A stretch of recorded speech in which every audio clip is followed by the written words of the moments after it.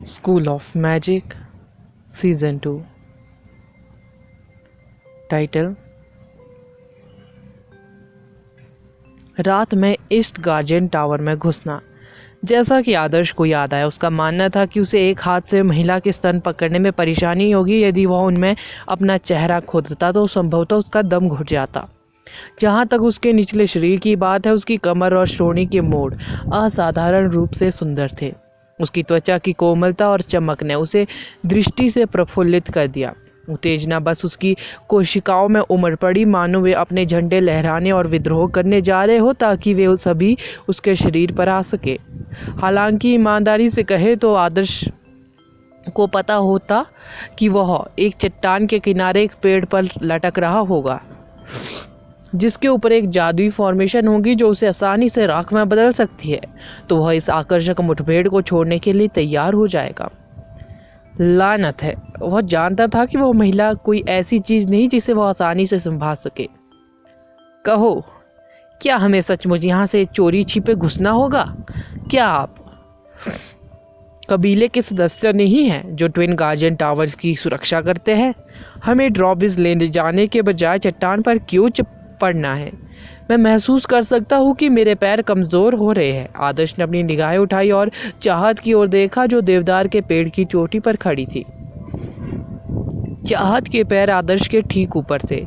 सौभाग्य से उसने अपना किमोनो नहीं पहना हुआ था, अन्यथा आदर्श ने यह सब अपनी दृष्टिकोण से देखा होता। चाहत ने काले रंग की पोशाक पहनी हुई थी। मुलायम कपड़ा उसके शरीर को कसकर लपेट रहा था। उसके शरीर का अनुपात, जो केवल एनीमे के पात्रों पर ही पाया जा सकता था, और भी अधिक आकर्षक था। आदर्श का मानना था कि मैजिशियन बनना उसके लिए बर्बादी थी।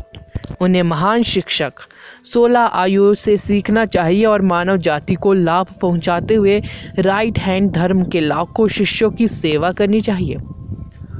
सच्चाई यह है कि मैं मोजी जुगी कबीले के सदस्य हूँ। यही कारण है कि हमारे लिए ईस्ट गार्जियन टावर में घुसने का यही एकमात्र तरीका है, चाहत ने कहा।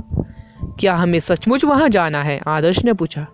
कोई अन्य रास्ता नहीं है, बस मुझे माफ़ी मांगने दीजिए। मुझे पता है इस तरह से आपके कमरे में चोरी छिपे आना मेरा बुरा काम है। फिर कभी इसका जिक्र मत करना। चाहत का लहजा कातिलाना था। आदर्श ने तुरंत अपना मुंह बंद कर लिया। यह सही है। चाहत इस गार्जियन टावर में घुसने के लिए आदर्श की मदद मांगकर विवाद का निपटारा कर रही थी। हालांकि आदर्श को इस बात का अंदाजा नहीं था कि इस गार्जियन टावर के अंदर क्या हो रहा है, लेकिन उसे यकीन था कि चाहत उस व्यक्ति के बारे में बहुत चिंतित थी जिसके पास उसके जैसा ही सोल सीड था। ईस्ट गार्जियन टावर की सुरक्षा बेहद कड़ी थी। इसकी रक्षा करने वाली भयानक जादुई संरचना का तो जिक्र ही नहीं किया गया था। आदर्श ने कभी नहीं सोचा था कि उसे इस झंझट में घसीटा जाएगा, क्योंकि वह एक बार उत्सुक था। भूल जाओ, वह पहले ही महिला को नग्न देख चुका था।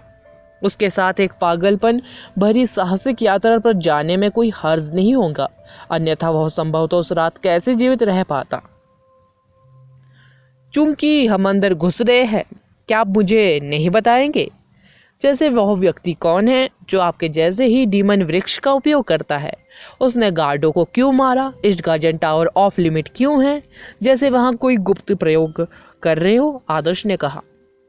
चाहत ने कोई उत्तर नहीं दिया। वह आंखें बंद करके पेड़ पर खड़ी थी।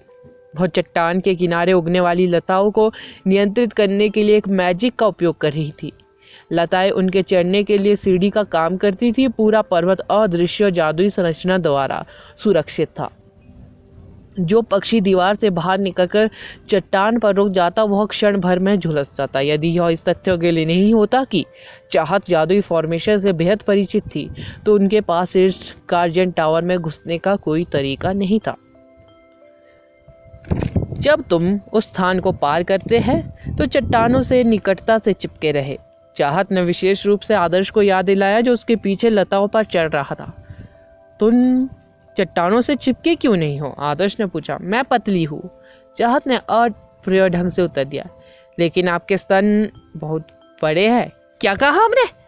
मैंने कहा तुम्हें भी अधिक सावधान रहना चाहिए, आदर्श ने कहा। आदर्श दांतेदार चट्टानों से चिपक गया। उसे ऐसा महसूस हुआ जैसे दुनिया का सबसे बड़ा चोर किसी संग्रहालय के अंदर इंफ्रारेड सेंसर से बचने की कोशिश कर रहा हो। उसने अप्रत्यक्ष तौर पर देखा था कि जादुई फॉर्मेशन कितनी भयानक थी, इसलिए बेलों पर चढ़ते समय वह विशेष रूप से सतर्क था। हालांकि आकर्षक नितंब उसकी बाहों की पहुंच में थे, फिर भी उसने ध्यान खोने की हिम्मत नहीं की। आखिरकार ऊपर बढ़ते समय उसे चट्टान के ठीक साथ चिपकना पड़ा। यदि वह उसकी डैरियर को घूरता रहा तो उसे चट्टानों के करीब टिकने में कठिनाई होती, क्योंकि उसका आकार लगभग 18 सेंटीमीटर था। ईस्ट गार्जियन टावर अंधेरे में डूबा हुआ था। एक भी लाइट नहीं जल रही थी और इतना अंधेरा था कि फॉर्मेशन लगभग अंधेरे में विलीन हो गई थी। यहाँ तक कि चांद सितारों की रोशनी भी उस तक नहीं पहुंच पाती थी। दोनों ईस्ट गार्जियन टावर के पीछे की चट्टान के साथ साथ खड़ी चट्टानों पर चढ़ गए। वे पहले से ही टावर का आधार देख सकते थे। टावर की दीवारें जादुई फॉर्मेशनों द्वारा संरक्षित थी। अगर वे दीवारों से संपर्क करेंगे तो वे मेरे पौधों को तुरंत जला देंगे। जब तुम मेरे कमरे में आए तो मुझे शैडो एलिमेंट का एहसास हुआ।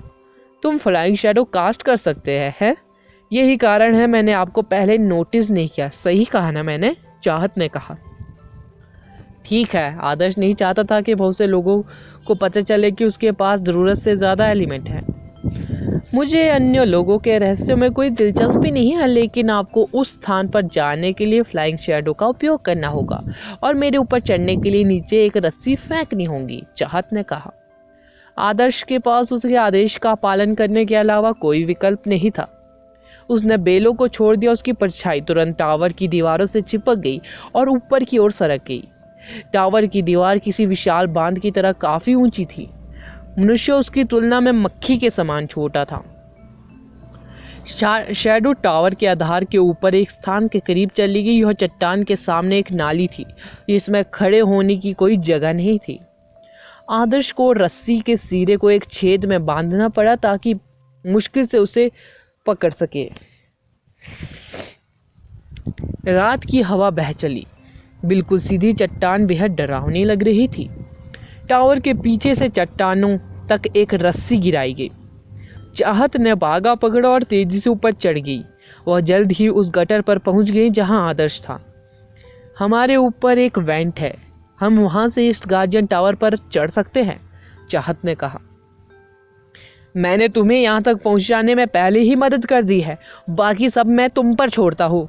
बस उस दानव वृक्ष को गिरा दो, ठीक है? मैं तुम्हारे पीछे पीछे अंदर चलूंगा। इस सारी बकवास में क्या है? वेंट अत्यंत संकीर्ण था। सौभाग्य से आदर्श फ्लाइंग शैडो डालने में सक्षम था, अन्यथा वह वेंट के अंदर फंस जाता। इस बीच चाहत को चढ़ने में कोई समस्या नहीं हुई क्योंकि वह पतली थी। क्या अब आप मुझे बता सकते हैं कि ईस्ट गार्जियन टावर में वास्तव में क्या है? आदर्श ने पूछा। वास्तव में तुम जानना चाहते हो? चाहत ने बदले में पूछा। क्या आप मजाक कर रहे हैं? मैं पहले ही इसके अंदर घुस चुका हूँ। यह जापान की एस क्लास जेल है, एक जेल। आदर्श ने लगभग अपना खुला का खुला जबड़ा रख दिया जब उसे पता चला कि यह एस क्लास जेल है। एक ऐसी जगह जहां दुनिया भर के कुख्यात अपराधियों को रखा जाता है। अपराधियों को हथियारे और ड्रग विक्रेता पसंद है। चाहत ने अपना सिर हिलाया और कहा, यहाँ हर कोई एक दुष्ट मैजिशियन है जिसने औसतन 100 से अधिक मैजिशियनों को मार डाला है।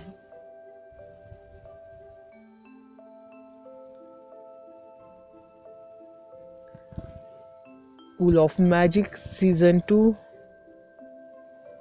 टाइटल, एक तना दो फूल।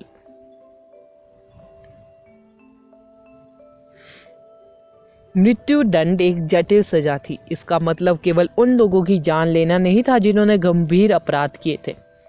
अक्षमय अपराधों और दुष्कर्मों वाले किसी व्यक्ति के लिए उन्हें मारना सबसे अच्छी सजा नहीं थी।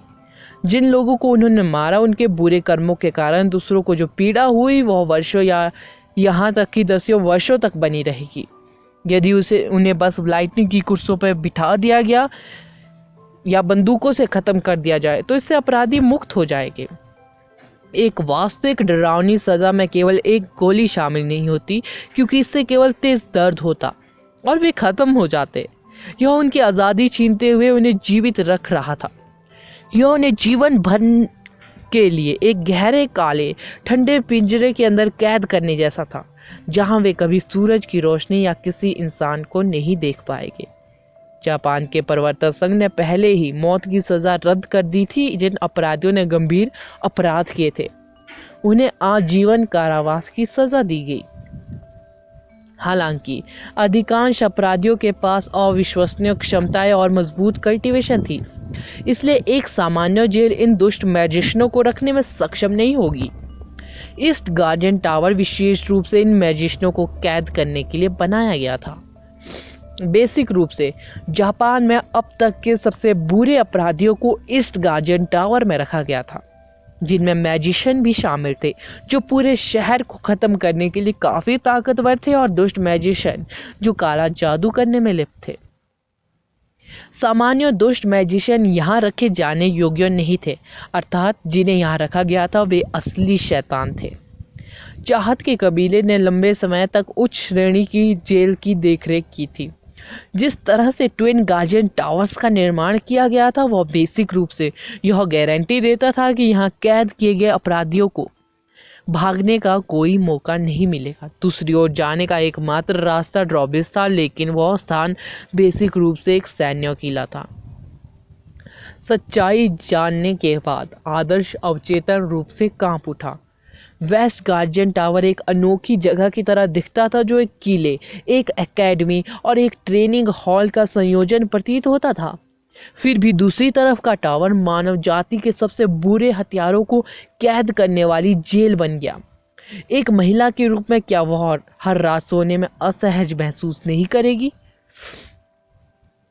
दूसरे देशों के दुष्ट मैजिशियनों को भी यहीं रखा जाता है।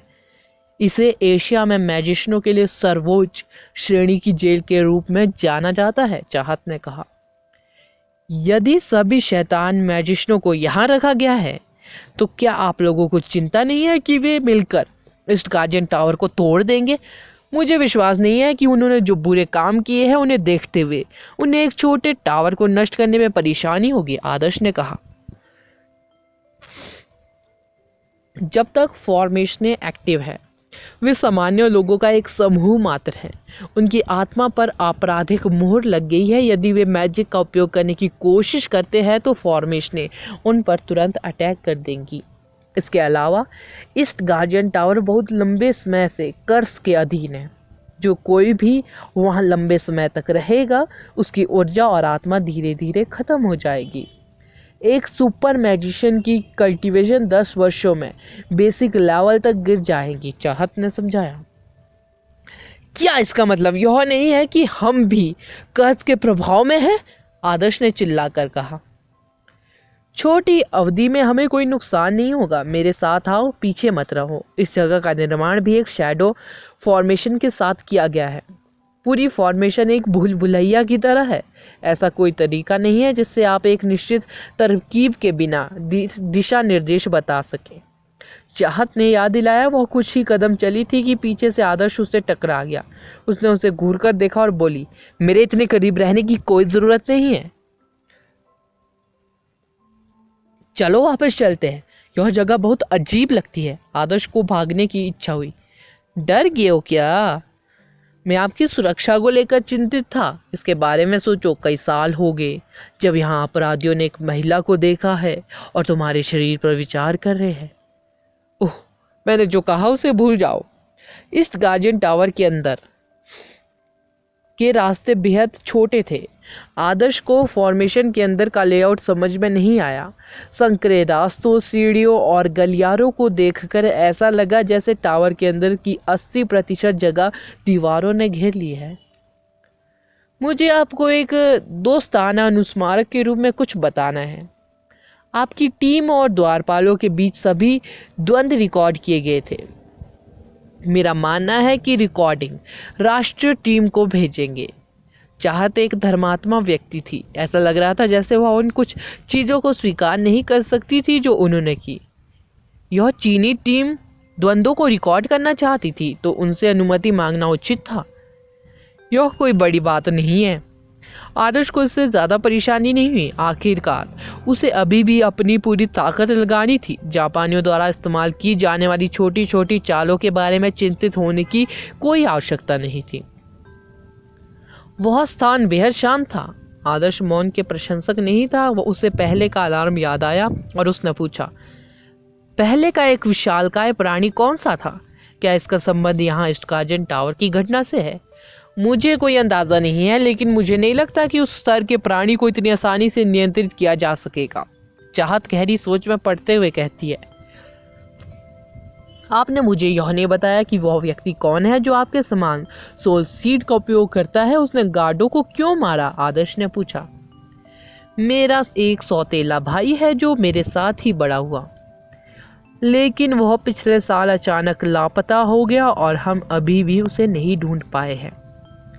चाहत एक पल के लिए झिझकी, लेकिन फिर उसने राज खोलने का फैसला किया। तो आप उसे ढूंढने के लिए यहाँ हैं? आदर्श ने उत्सुकता से पूछा। हमारे पास जो प्लांट सीड है उन्हें तना कहा जाता है। उनके एक तने पर 2 फूल है, इसलिए मैंने और मेरे भाई दोनों ने एक लिया। चाहत ने कहा, तो आप कह रहे हैं कि जिस व्यक्ति ने गार्डो को मारा वह संभवतः आपका बड़ा भाई है? इवाता, इसमें कोई आश्चर्य नहीं कि सोल सीड आपके जैसा ही था, एक ग्रेन नीला चीनी बेल फ्लावर। फिर यह जेल दुष्ट अपराधियों से भरी आपका भाई इवाता यहाँ क्यों है? आदर्श ने पूछा। यह कुछ ऐसा है जिसका मैं भी पता लगाने की कोशिश कर रही हूँ। कमांडर तागागी यहाँ के अपराधियों के लिए जिम्मेदार है। यदि मेरा भाई यहाँ गुप्त रूप से कैद है तो उसे इसका कुछ न कुछ अवश्य मालूम होगा। मेरा भाई का उपनाम मोचिजुकी नहीं हो सकता, लेकिन वह वेस्टगार्डन टावर के प्रति भी वफादार है। वह कभी भी कोई आपराधिक अपराध नहीं करेगा। मुझे सच्चाई का पता लगाना होगा, चाहत ने दृढ़ता से कहा। लेकिन उसने 3 गार्डों को मार डाला। आदर्श ने हस्तक्षेप किया। चाहत ने उसकी ओर घूरकर देखा और रक्षात्मक ढंग से कहा, उसके पास कोई विकल्प नहीं बचा होगा। आइए पहले उसे ढूंढे। क्या आप जानते हैं कि वे उसे कहाँ रख रहे हैं? अगर वह वही है जिसने गड़बड़ी फैलाई है तो वे निश्चित रूप से उसे उस स्थान पर ले जाएंगे। चाहत ने आत्मविश्वास भरे लहजे में कहा। अगला एपिसोड जानने के लिए बने रहे मेरे इस चैनल के साथ। Thank you.